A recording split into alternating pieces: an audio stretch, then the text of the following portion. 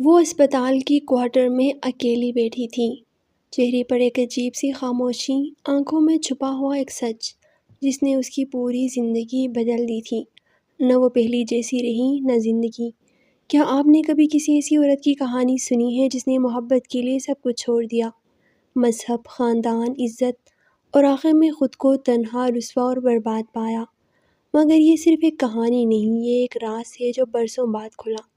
ایسا راز جس نے دو عورتوں کی زندگیاں بدل دی۔ آخر پروین نے ایسا کیا کیا جو آج بھی لوگ اسے یاد کرتے ہیں؟ کوئی عزت سے، کوئی نفرت سے۔ سچ کیا تھا؟ قصور کس کا تھا؟ جاننے کے لیے یہ کہانی آخر تک ضرور سنیے۔ اس نے شہر کے چھوٹے سے اسپتال میں جب میں نے بطور نرس چارج لیا تو رہائش کا مسئلہ درپیش تھا۔ اس شہر میں میرا کوئی واقف کار بھی نہ تھا جس کے ہاں چند روز قیام کر سکتی۔ جو کوارٹر مجھے ملنے والا تھا وہ ایک ہفتے بعد خالی ہونا تھا۔ دراصل اس کوارٹر میں بھی ایک نرس پروین قیام پذیر تھی۔ وہ پہلے اسی اسپتال میں کام کرتی تھی، پھر کسی نامعلوم وجہ کے سبب استعفیٰ دے چکی تھی۔ چونکہ اس کے رہنے سہنے کا انتظام ابھی تک نہ ہو سکا تھا، لہٰذا اس نے کوارٹر خالی نہ کیا تھا۔ یوں بھی میں اپنی تعیناتی سے 2 دن قبل ہی مظفر گڑھ آ گئی تھی۔ خیال تھا کہ مجھے فوری رہائش مل جائے گی۔ ناچار میں اسی کوارٹر پر گئی جو مجھے الرٹ ہونے والا تھا، کیونکہ میرے آرڈر اسی جگہ کی تھی۔ دستک پر ایک سانولی دلکش نقوش والی خاتون نے دروازہ کھولا۔ عمر اس کے 27-28 سال کے قریب ہوگی، لیکن چھڑیے بدن کی وجہ سے وہ اپنی عمر سے کم لگ رہی تھی۔ یہی پروین تھی۔ میرے اپنا تعارف کروایا تو اس نے مجھے کمرے میں لے جا کر بٹھایا۔ وہ بہت معصوم اور پریشان نظر آ رہی تھی۔ میں نے بتایا کہ میں صبح ہی بس اڈے پر اتری ہوں، ملتان سے آئی ہوں۔ چونکہ یہاں کوئی واقف کار نہیں، اس لیے سیدھی اسپتال آ گئی۔ آفس سے پتہ کیا تو انہوں نے آپ کے کوارٹر کا نمبر دے دیا اور بتایا کہ 2 روز میں خالی ہو جائے گا۔ آپ اکیلی رہتی ہیں تو سوچا کیوں نہ آپ کے پاس کچھ دیر آرام کر لوں۔ اس نے ٹوٹے ہوئے لہجے میں کہا، ضرور۔ تھوڑی دیر ہمارے درمیان خاموشی رہی، تبھی وہ اپنے خیالوں سے چونک گئی، جیسے اسے یاد آ گیا ہو کہ اس کے گھر کوئی مہمان آیا ہے۔ کہنے لگی، کیا آپ کے لیے ناشتہ لاؤں؟ میں نے جواب دیا، نہیں، میں نے کینٹین سے کر لیا ہے۔ اس نے بے دہانی سے میری بات سنی۔ میں نے دوبارہ کہا، میری تعیناتی آپ کی جگہ ہوئی ہے اور رہائش کا مسئلہ ہے۔ پروین نے کہا، میں نے استعفیٰ دے دیا ہے، 2 دن بعد میں کوارٹر خالی کر دوں گی، کیونکہ مجھے کرائے کے مکان کی چابی یکم کو ملے گی۔ آپ یہ 2 دن میرے ساتھ ٹھہر سکتے ہیں؟ میں نے پوچھا، آپ نے استعفیٰ کیوں دیا؟ پروین بہن، اس نے جواب دیا، اس سوال کے جواب کے پیچھے تو میری زندگی کی پوری کہانی ہے۔ آپ معلوم کر کے کیا کریں گے؟ میں نے کہا، کیوں نہیں، انسان ہی انسان کے کام آتا ہے۔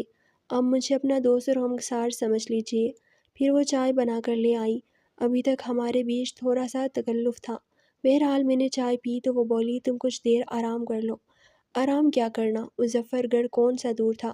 لیٹر ملا تو سوچا 1 آدھ دن پہلے چلی جاؤں تاکہ یہاں کے معاملات کو سمجھ لوں۔ کوارٹر کا الائنمنٹ بھی لینا ہے۔ جو کچھ پروین پر بیت رہی تھی میں سمجھ رہی تھی، لہٰذا دوبارہ پوچھا کہ آخر ملازمت چھوڑ کیوں رہی ہے؟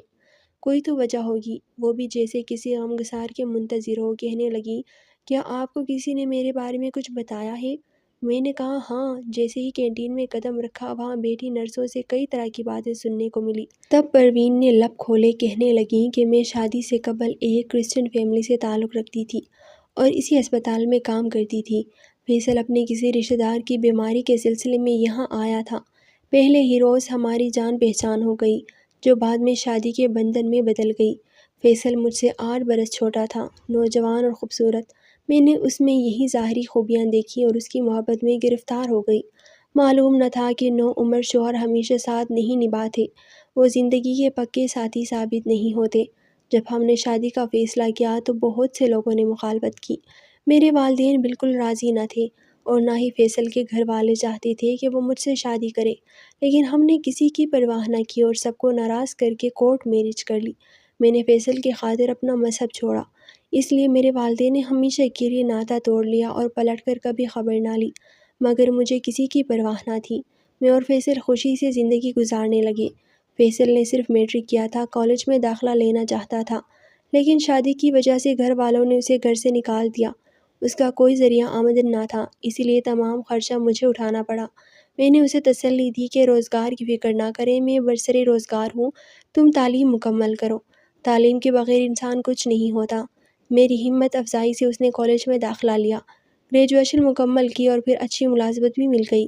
اس دوران گھر کے تمام اخراجات میں نے اٹھائے، اس امید پر کہ ایک دن میرا شوہر کمائے گا اور میں سکون سے گھر بیٹھوں گی۔ بدقسمتی سے اس دوران ہماری کوئی اولاد نہ ہوئی جو ہمارے درمیان رشتہ مضبوط کرتی۔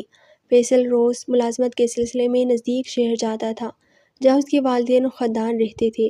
نہ جانے کب اس کی اپنے گھر والوں سے صلح ہو گئی اور وہ روز انہی کے پاس جانے لگا، لیکن مجھے کچھ خبر نہ دی۔ اپنی تنخواہ کا بڑا حصہ والدین کو دیتا، مجھے اس پر اعتراض نہ تھا، لیکن دکھ اس بات کا تھا کہ اس نے مجھے یہ تک نہ بتایا کہ وہ اپنے والدین کی مرضی سے دوسری شادی کرنے والا ہے۔ میں حالات سے بے خبر اپنی زندگی میں مصروف رہی۔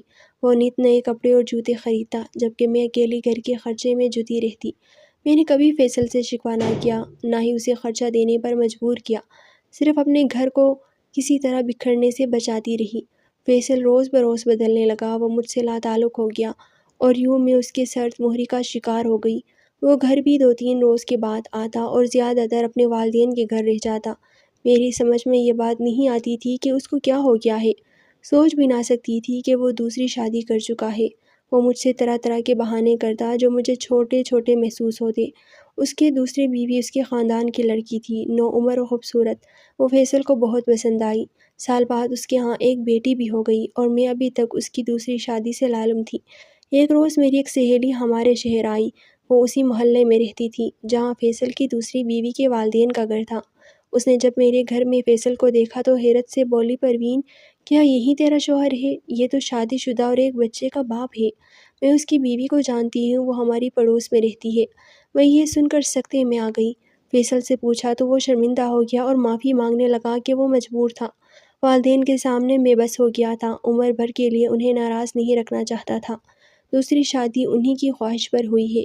کیا بتاؤں اس وقت دل کی کیا حالت ہوئی، گویا جسم میں جان ہی نہ رہی ہو۔ آنسو آنکھوں میں جم کر رہ گئے، دم گھٹنے لگا۔ فیصل سے یکایک شدید نفرت محسوس ہونے لگی، جس کی خاطر سارا جہاں میں نے اپنے خوابوں کی دنیا بسائی تھی وہی آج اپنا نہیں رہا تھا۔ زندگی کی ہر سچائی سے ایمان اٹھ گیا۔ شوہر اور اس کے ساتھ گزرتی ازدواجی زندگی ایک مذاق نظر آنے لگی۔ میاں بیوی کا رشتہ اتنا ناقابل اعتبار، اتنا ناپائیدار، اتنا صدمہ ہوا کہ گر کر بے ہوش ہو گئی۔ اس کے بعد فیصل سے کوئی ناطہ رکھنے کا فیصلہ کر لیا۔ بے وفا شخص سے پیما وفا باندھے رکھنا میرے نزدیک خود کو دھوکہ دینے کے مترادف تھا۔ میں نے طلاق کا مطالبہ کر دیا۔ اس نے مجھے سمجھایا کہ طلاق کے بعد میری زندگی ایک بوجھ بن جائے گی۔ اس علاقے میں متعلقہ عورت کو کوئی اچھی نظر سے نہیں دیکھتا، مگر میں اس کی دلائل اور منطق سے متفق نہ ہوئی۔ اس نے تو دوسری شادی کی تھی، میں نے نہیں۔ بے وفائی بھی اس نے کی، میں نے نہیں۔ دھوکہ اس نے دیا، میں نے نہیں دیا، میں نے کھایا۔ جو خود کو مجرم سمجھتی تھی، میری نظر میں تو میرا شوہر ہی مجرم تھا کہ اس نے چھپ کر شادی کر لی تھی اور مجھے بھنک بھی نہ پڑنے دی، جبکہ ابھی تک مجھ سے فائدہ اٹھا رہا تھا اور اپنی کمائی بھی اپنے پاس رکھتا تھا۔ بھلا معاشرہ مجھے اچھی نظر سے نہ دیکھے، مگر یہ میری بھول تھی۔ معاشرہ ایسا ہی تھا۔ فیصل نے سچ کہا تھا، طلاق کے بعد لوگ مجھے ہی مورد الزام ٹھہرانے لگے، ناکردہ گناہوں کی سزا بھی مجھے ملنے لگی۔ ہر شخص یہی کہتا کہ یہ بڑی خراب عورت ہے، پہلے محبت کی شادی کی اور پھر طلاق لے لی۔ دیکھا محبت کی شادی کا انجام، سوتن کے ساتھ گزارا کر لیتی تو کیا برا اٹھتا؟ اس کی تو اولاد بھی نہیں ہے۔ شوہر تو منتیں کرتا رہا مگر یہ نہ مانی اور اپنا گھر توڑ لیا۔ کسی نے میری قربانیوں کو نہ دیکھا۔ جب آرام کرنے کا وقت آیا تو دوسری عورت فیصل کے گھر کی ملکہ بن گئی اور دکھ کے وقت میں اس کی زندگی کی ساتھی تھی۔ اس بات نے مجھے بڑا صدمہ دیا۔ اس پر لوگوں کے رویے اور انداز بھی میرے ساتھ بدل گئے۔ اگر میں گھر کے کام کے لیے کسی کی مدد لیتی تو کسی کو بھائی بنا لیتی تو سب غلط انداز میں سوچنے لگتے۔ چیمہ گوئیاں شروع ہو جاتی۔ فیصل کے ایک دوست میرے بہت قدر کرتے تھے اور مجھے اپنی بہن جیسا مانتے تھے۔ طلاق کا سن کر غمگسار ہوئے تو محلے والوں نے غلط باتیں اٹھانا شروع کر دی۔ حیران تھی کہ یہ معاشرہ کیا ہے جو بے گناہ عورت کو بھی سزا دیتا ہے؟ کیا متعلقہ عورت کو جینے کا حق نہیں ہوتا؟ ان باتوں سے میرا جی برا ہو گیا۔ سوچ لیا کہ اب یہ جگہ، یہ شہر چھوڑ دوں گی جہاں فیصل کے ساتھ گزری زندگی عفریت بن کر میرے ساتھ چمٹ گئی ہے۔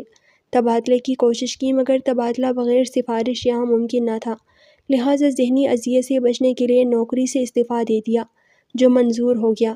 پروین کی باتیں سن کر مجھے دکھ ہوا۔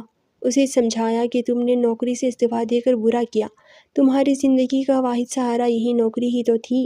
وہ بولی، نہیں، خداوند کی ذات میرا سہارا ہے، اس کے بھروسے پر استعفیٰ دیا ہے، اب دیکھو کیا ہوتا ہے، آگے کا اللہ مالک ہے۔ 2 روز بعد وہ کوارٹر خالی کر کے چلی گئی۔ بعد میں پتہ چلا کہ وہ بےروزگاری کے ہاتھوں بہت تنگ ہو گئی۔ معاشی پریشانی نے اسے پاگل کر دیا۔ آخر وہ لاہور اپنے آفس کے پاس گئی اور رو رو کر تمام حالات بتا دیے۔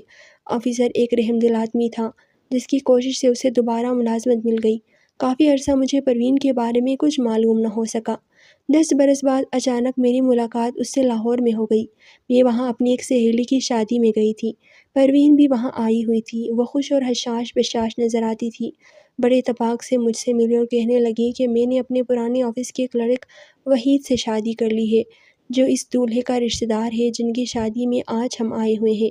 میرا ایک بیٹا بھی ہے۔ اس کی ساری باتیں ٹھیک تھیں، البتہ ایک بات مجھے پسند نہ آئی، وہ یہ کہ پروین نے جس شخص سے شادی کی تھی اس نے اپنی پہلی بیوی کو طلاق دی تھی اور اس عورت سے جو بیٹا تھا اسے چھین کر پروین کے سپرد کر دیا تھا۔ یہ ظلم پروین نے ایک عورت ہو کر دوسری عورت پر ہونے دیا۔ میں نے اس بارے میں اسے بتایا تو وہ بے نیازی سے کہنے لگی کہ میں کیا کرتی، اتنی بے سہارا ہو گئی تھی کہ سہارا نہ ملتا تو میری زندگی کی کشتی کسی بھنورے میں پھنس کر ڈوب جاتی۔ یہ تو اچھا ہوا کہ میں نے عزت سے شادی کر لی۔ اگر کسی عورت کو میری وجہ سے طلاق ہوئی ہے تو مجھے بھی تو کسی عورت کی وجہ سے طلاق ہوئی تھی۔ ایسا تو دنیا میں ہوتا ہی رہتا ہے، ایسا نہیں ہونا چاہیے تھا۔ تم جس دکھ سے گزری ہو تم کو اس کی شدت کا اندازہ ہونا چاہیے تھا، پھر تم نے اس صدمے سے اپنے جیسی عورت کو کیوں دوچار کیا؟ مگر وہ میری نصیحت اور ملامت سننے کے موڈ میں نہ تھی۔ وہ شادی میں بن سنور کر آئی تھی۔ خوشی کے ماحول میں ایسی بات سن کر اس کا دل برا ہو گیا۔ اسے میری باتیں احمقانہ اور بچگانہ لگیں۔ تب وہ بولی، خیال و فکر کی دنیا اور ہوتی ہے اور عمل کی دنیا اور، انسان تجربے سے سمجھتا ہے اور تم نہیں سمجھو گی۔ یہ کہہ کر وہ اٹھ کر چلی گئی اور میں اسے بس دیکھتی رہ گئی۔